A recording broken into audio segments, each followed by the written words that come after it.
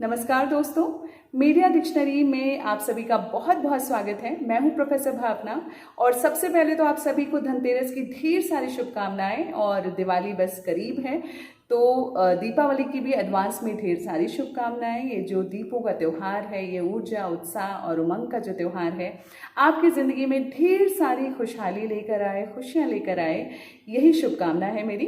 तो चलिए आज हम चर्चा करेंगे मीडिया डिक्शनरी में हमारे टर्म नंबर 145 की, और ये है मीडिया डाइट। जी हाँ, मीडिया डाइट यानी मीडिया की खुराक।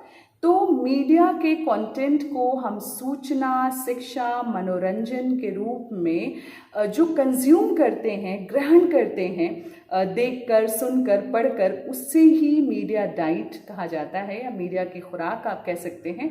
और जिस तरीके से एक स्वस्थ तन मन के लिए बैलेंस डाइट यानी कि संतुलित आहार का होना बेहद ज़रूरी है, ठीक उसी तरीके से आज के इस दौर में, जिसे कि information and communication technology era या डिजिटल एरा कहा जाता है, और जहां पर आज सूचना की जो अधिकता है वो अपने आप में महामारी मानी जाने लग गई है, इसे देखते हुए मीडिया कंटेंट या मीडिया डाइट का बैलेंस होना भी बेहद ज़रूरी है।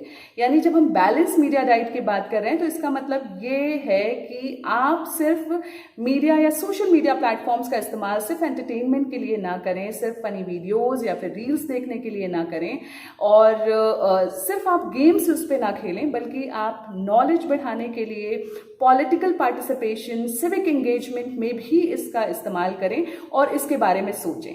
तो इस तरीके से जब हम मीडिया कंटेंट की बात करते हैं तो हमें एंटरटेनमेंट के साथ साथ इंफॉर्मेशनल, नॉलेजेबल जो कंटेंट है उसे भी कंज्यूम करना चाहिए और बैलेंस करना चाहिए। और इसलिए बैलेंस मीडिया डाइट की आज ज़्यादा ज़रूरत है, क्योंकि कहीं ना कहीं सोशल मीडिया के पेनिट्रेशन या डिजिटल मीडिया के पेनिट्रेशन से आज हमारा जो स्क्रीन टाइम है वो बहुत ज़्यादा बढ़ गया है।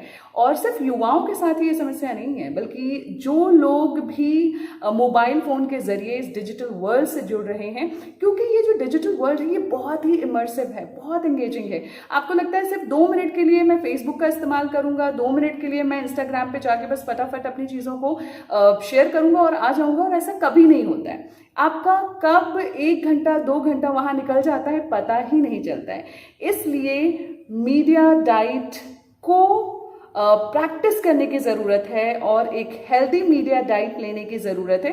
देखिए, हेल्दी मीडिया डाइट जो है, मैं कोई प्रिस्क्रिप्शन आपको नहीं दूंगी, क्योंकि हर किसी का जो मीडिया कंजम्पशन है वो उनकी नीड के अकॉर्डिंग है। तो जैसे आपकी ज़रूरत हो उसके अकॉर्डिंग आप लीजिए, लेकिन हाँ, अपनी मीडिया डाइट पर नज़र रखिए।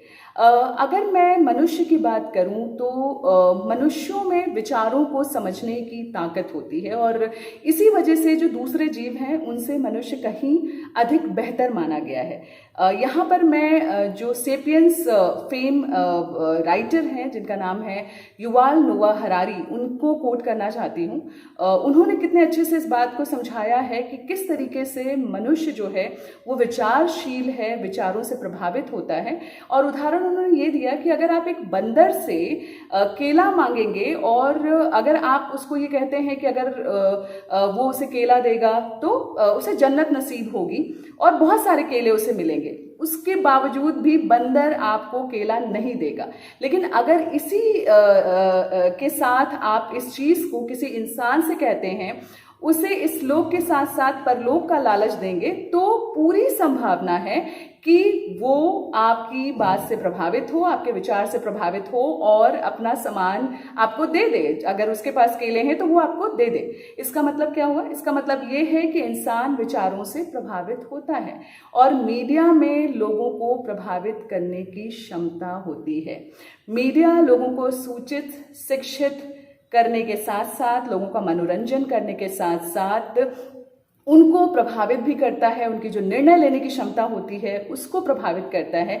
इसी वजह से मीडिया डाइट को जानना और हेल्दी मीडिया डाइट को कंज्यूम करना, अपनी मीडिया डाइट पर नज़र रखना बेहद ज़रूरी है। मुझे उम्मीद है कि आप अब से अपनी मीडिया डाइट को लेके सजग रहेंगे और ये जो वीडियो है अपने दूसरे साथियों के साथ भी शेयर करेंगे और इसके बारे में अपने परिवार में भी चर्चा करेंगे और एक सजग, सक्रिय, मीडिया लिटरेट इंडियन बनेंगे। Thank you so much.